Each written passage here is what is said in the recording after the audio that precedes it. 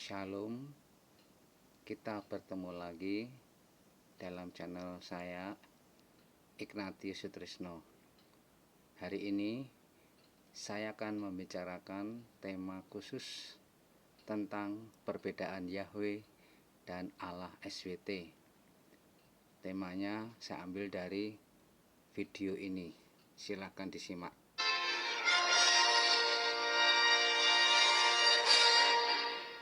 Semua muslim mengikuti Islam kiblat pra-Muhammad yang akan menyenangkan Muhammad sendiri. Allah setuju bahwa kiblat yang digunakan oleh Abraham, Ishak dan Yakub bahkan menuai buah dari apa yang mereka lakukan. Tapi Yahweh Tuhan tidak mengkonfirmasi bahwa kiblat Islam Muhammad akan menuai buah dari apa yang mereka lakukan. Anggapan kaum muslimin bahwa Allah dan Yahweh Allah adalah Tuhan yang sama, tidak berdasar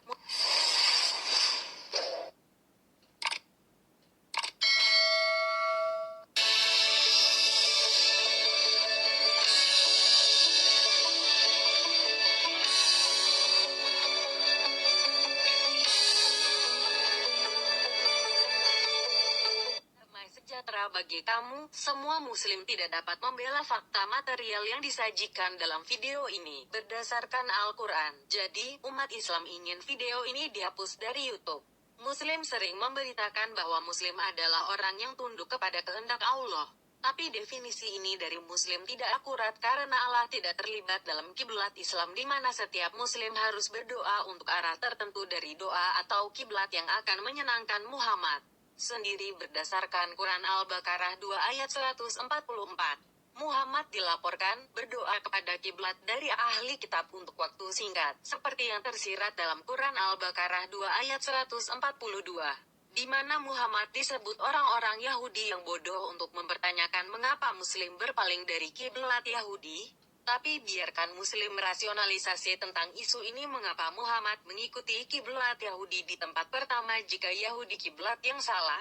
Bagaimana bisa Allah menjadi Allah yang benar jika ia sesat? Muhammad menggunakan Yahudi kiblat berasal dari hawa nafsu mereka. Jika kiblat Yahudi adalah yang pertama kiblat bahwa Yahweh Allah mewahyukan kepada Nabi Sulaiman di Yerusalem, mengapa Allah sesat Muhammad untuk kembali ke pra-Islam kiblat mana beberapa 360 berhala yang pernah disimpan di dalam Ka'bah? Islam kiblat adalah kiblat yang kafir digunakan oleh orang-orang Arab pagan di Mekah berdasarkan Quran Saba 34 ayat 44 sampai 45, Al-Qasas 28 ayat 46, As-Sajdah 32 ayat 2 sampai 3. Dan Hud 11 ayat 49 di mana tidak ada kitab suci dan tidak ada pemberi peringatan yang dikirim ke nenek moyang Muhammad sebelum dia.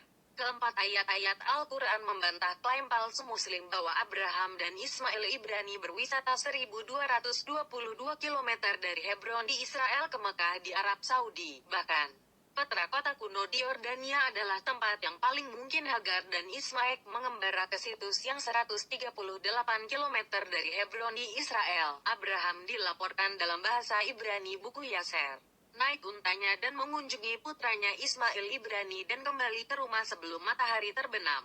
Tidak seorang muslim pun bisa menjawab secara logis mengapa reruntuhan candi di peta tidak kiblat asli dari Nabateans atau orang-orang Arab. Mengapa kuil Ka'bah tidak dibangun dalam Medina sekitar 893 km dari Hebron tapi sekitar 330 km lebih ke selatan di Mekah? Bahkan Quran sendiri mengatakan bahwa Allah mengutus ada pemberi peringatan ke Mekah ketika Muhammad sedang membaca Quran Saba 34 ayat 44 sampai 45, Wahyu Mekah. Kemudian Muhammad membacakan Al-Qasas 28 ayat 46 Wahyu Mekah bahwa tidak ada pemberi peringatan telah datang sebelum dia, juga tidak engkau di sisi gunung Tur ketika kita dipanggil Musa. Namun, engkau dikirim sebagai rahmat dari Tuhanmu untuk memberikan peringatan kepada orang-orang kepada siapa tidak ada pemberi peringatan telah datang sebelum kamu, agar mereka dapat menerima nasihat. Tanda kutip Quran 32 ayat 2-3 kata wahyu kitab di mana tidak ada keraguan dari Tuhan semesta alam. Atau mereka mengatakan dia telah dipalsukan itu. Nah, itu adalah kebenaran dari Tuhanmu bahwa engkau dapat menegur orang-orang kepada siapa tidak ada pemberi peringatan telah datang sebelum kamu agar mereka dapat menerima bimbingan. Tanda kutip Quran Hud 11 ayat 49 mengatakan, seperti yang beberapa cerita yang gaib yang kami wahyukan kepadamu, sebelum ini, tidak engkau atau orangmu mengenal mereka. Tanda kutip. Tersebut di atas 4 bagian kolektif mengkonfirmasi bahwa nenek moyang Muhammad tidak diberikan kitab suci untuk membimbing mereka dan membangun Ka'bah rumah ibadah. Jadi kiblat Islam berasal dari akar pagan dari orang-orang Arab yang membangun Ka'bah untuk menyembah berhala sebagai beberapa 360 berhala yang disimpan di dalamnya. Menghancurkan berhala di dalam Ka'bah tidak menguduskan kuil pagan untuk menjadi kiblat dari Tuhan Yang Maha Esa. Yerusalem kota dipilih oleh Yahweh Allah sendiri yang berbicara kepada Raja Salomo untuk membangun rumah pertama baginya. Tetapi Muhammad tidak membangun Ka'bah pertama di Mekah untuk Allah. Singkatnya, semua muslim adalah pra-Islam kiblat musyrik. Tidak ada jalan keluar bagi umat Islam untuk membebaskan mereka dosa kiblat penyembahan berhala. Abraham tahu itu untuk bersujud di hadapan berdiri gambar seperti kuil Ka'bah adalah penyembahan berhala. Namun setiap bersujud muslim untuk tidak kota Yerusalem tapi kiblat dari Arab pagan. Selanjutnya, Allah dari Quran melarang umat Islam untuk menggunakan kiblat Yahudi di Yerusalem dengan memperingatkan mereka dalam kata-kata. Dan bahkan jika kamu membawa kepada mereka yang telah menerima kitab semua jenis isyarat, mereka tidak akan mengikuti kiblatmu, juga tidak bisa engkau menjadi pengikut kiblat mereka. Atau beberapa dari mereka pengikut kiblat orang lain, dan jika engkau harus mengikuti keinginan mereka atau kiblat, setelah pengetahuan yang telah datang kepadamu, maka pasti yang engkau dari orang yang berbuat jahat. Tanda kutip Quran 2 ayat 145 Piktal terjemahan. Setiap muslim mengikuti kiblat dari Muhammad untuk doa. Sekarang sesungguhnya kami akan membuat engkau berubah dalam doa menuju kiblat yang sayang kepadamu. Tanda kutip Quran 2 ayat 144 Piktal terjemahan. Berdasarkan Quran Al-Imran 3 ayat 81. Seorang utusan kemudian seperti Muhammad harus mengkonfirmasi atau setuju dengan kitab suci dalam kepemilikan mantan nabi sebelum dia.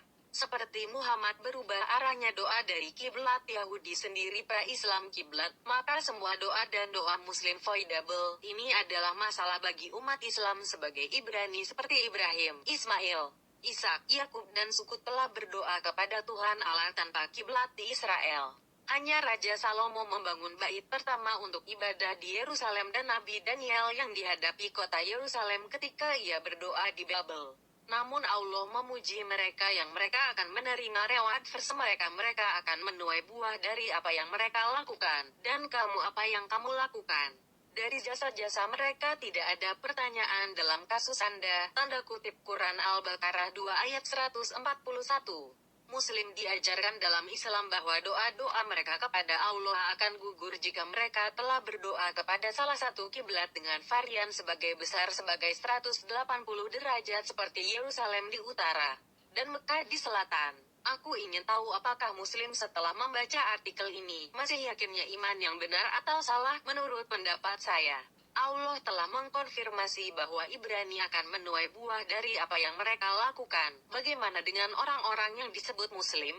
Ketika Adam dan Hawa diberitahu untuk tidak makan dari pohon pengetahuan tentang yang baik dan yang jahat, Yahweh Allah memberi mereka kehendak bebas untuk merasionalisasi dan memutuskan apa adalah pilihan terbaik dalam hidup mereka. Dengan analogi yang sama, kiblat Yahudi dikonfirmasi untuk menuai buah dari apa yang orang Ibrani lakukan. Tapi kiblat Islam tidak memiliki konfirmasi dari Yahweh Allah bahwa umat Islam akan menuai buah dari apa yang mereka lakukan.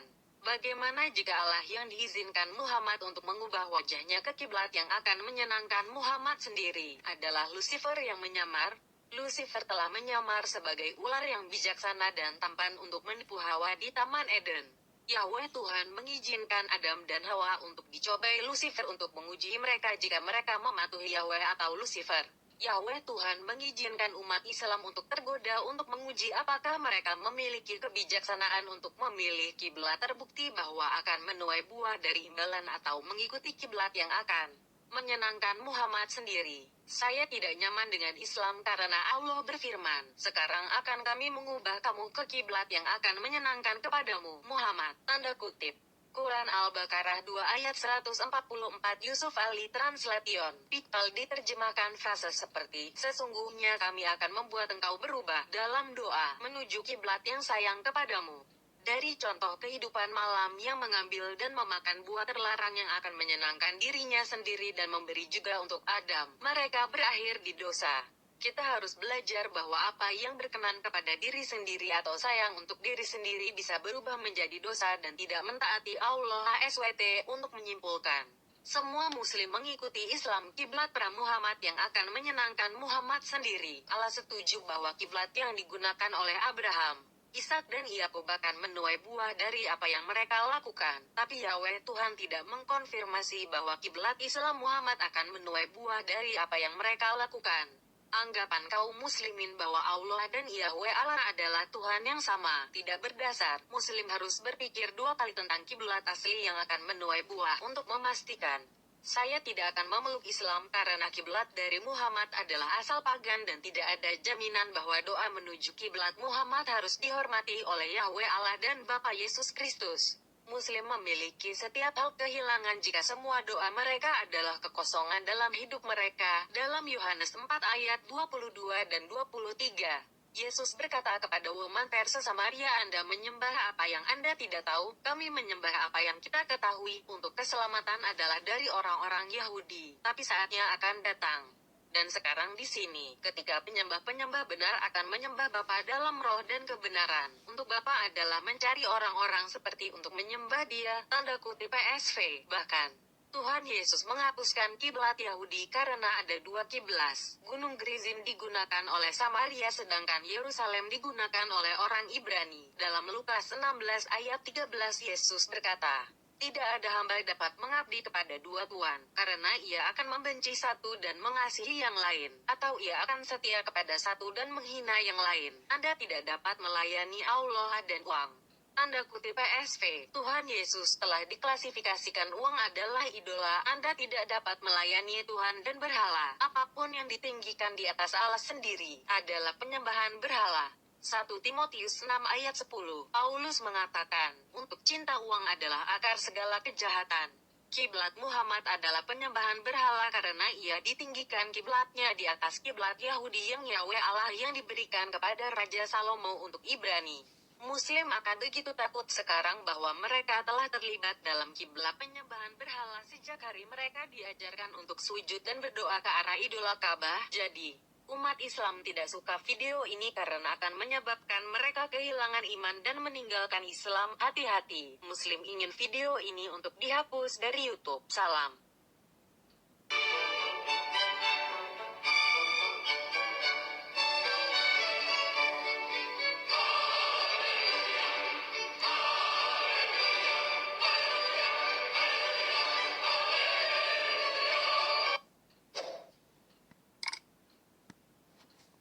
Itulah video dari kabar kebenaran yang saya tampilkan di sini sebagai data untuk dipikirkan kita semua. Itulah, setelah saya melihat video ini, saya memang lebih mantap meninggalkan Allah SWT itu.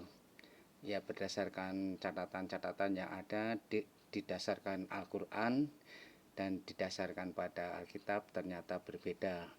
Bapak Yahweh itu ternyata bukan Allah SWT. Jadi Yahweh itu tidak sama dengan Allah SWT. Itulah yang membuat saya memutuskan untuk jadi murtadin dan meninggalkan Allah SWT, karena Allah SWT itu identik dengan Allah pagan alias berhala. Otomatis saya tidak mau menyembah berhala. Itu alasan yang kuat dan logika saya. Demikianlah sekilas tentang video ini dan kenapa saya memutuskan jadi murtadin. Jadi siapapun Anda, silakan menanggapi video ini. Kalau mau berdebatlah dengan data. Jadi saya berbuat sesuatu berdasarkan logika. Terima kasih Anda telah menonton. Silakan umat Islam memberikan jawabannya tentang keputusan saya meninggalkan Allah SWT berdasarkan catatan tadi. Terima kasih Anda telah menonton. Siapapun Anda di seluruh Indonesia, selamat berjumpa lagi pada video saya berikutnya. Tuhan Yesus memberkati kita semua. Amin.